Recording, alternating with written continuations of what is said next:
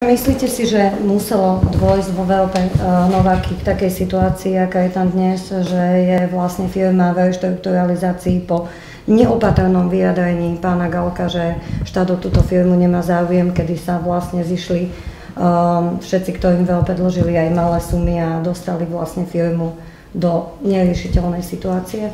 Horná Nitra je veľmi ťažko skúšaným regiónom, čo sa týka aj tej vyššej nezamestnanosti.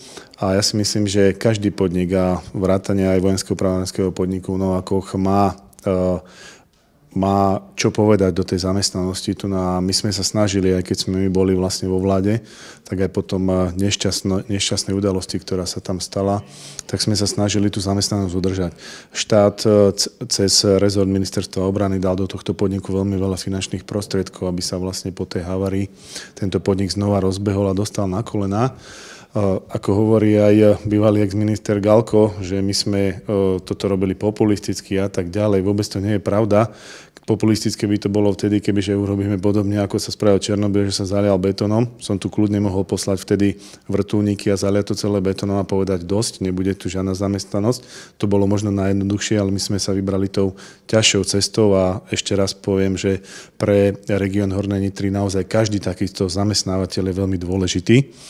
A podľa mňa aj tie vyjadrenia, ktoré tu boli teda ešte koncom minulého roka, nepomohli práve reštrukturalizácii tohto vojenského pravárenského podniku. A si myslím, že budúcnosť tohto podniku záleží na tom, akým spôsobom teda rezort obrany bude jednak komunikovať s tým podnikom, so samotným vojenským pravárenským podnikom, ktorého vlastne je stále 100% akcionárom štát a že tento aj rezort obrany vlastne bude zháňať zákazky pre tento vojenský pravárenský podnik alebo nejaké spoločné podniky vytvorí s inými možno súkromnými spoločnosťami.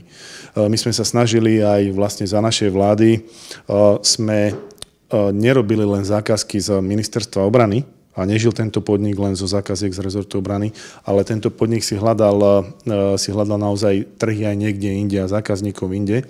A ja som veľmi rád, že sa nám to podarilo nejakým spôsobom tú zamestnanosť tu udržať. A podľa mňa, keď príde nové vedenie rezortu obrany a podľa mňa aj nové vedenie do vojenského pravárenského podniku v Novákoch, tak toto bude ich priorita. Akým spôsobom zabezpečiť ten výrobný program a zdárne zvládnuť tú reštrukturalizáciu, ktorá tu bola započaná.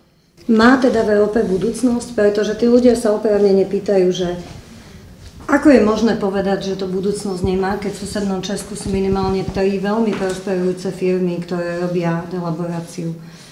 Ja si myslím, že to má svoju budúcnosť, pretože je to jediný podnik na Slovensku, ktorý niečo takéto robí a ktorý má takéto know-how a je naozaj na tom novom vedení, akým spôsobom nastaví tú budúcnosť pre tento podnik. Ako môžeme povedať za nás, ak môžeme teda povedať za nás, určite sa budeme snažiť, aby tento podnik prežil. Či to bude už nejaký spoločný podnik, že tam bude možno nejaký taký súkromný investor, tak určite tá zamestnanosť bude naše snahy túto zamestnanosť udržať. Robili sme to vlastne od začiatku, mohli sme to celé zatvoriť potom nešťastie, ale sme sa vybrali tou možno zložitejšou, trnistejšou cestou, ale tú zamestnanosť sme tu určitým spôsobom zachovali.